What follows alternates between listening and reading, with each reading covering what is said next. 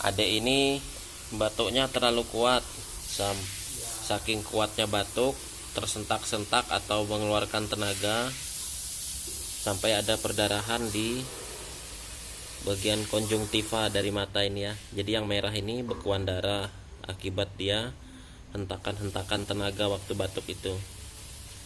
Nah sama ini sebelahnya kayaknya juga ya. Oh enggak ya, yang kiri aja. Yang ini tadi ya bekuan darah. Nah ini selain oleh batuk, bekuan darah yang seperti ini yang ada di konjungtiva mata ini kadang-kadang bisa karena terbentur, bisa ke waktu mainan sama anak-anak, kena jari atau kena kayu tapi sempat menutup mata, jadi tidak tercucuk bola matanya, cuman waktu tertusuk sempat pejam gini, terus ini kena benturan dari sini misalnya, tapi dia posisi menutup seperti ini, kena benturan.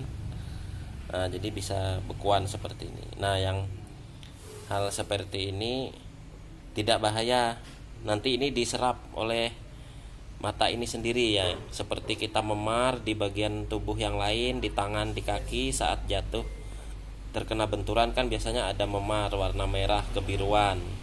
Jadi sama halnya seperti ini, merah itu bekuan darah, sama seperti memar, tapi tidak bahaya ini. Yang merah matanya tidak bahaya, tapi kalau batuknya tetap kita obati karena kasihan kan, batuknya seperti ini sangat kuat sekali.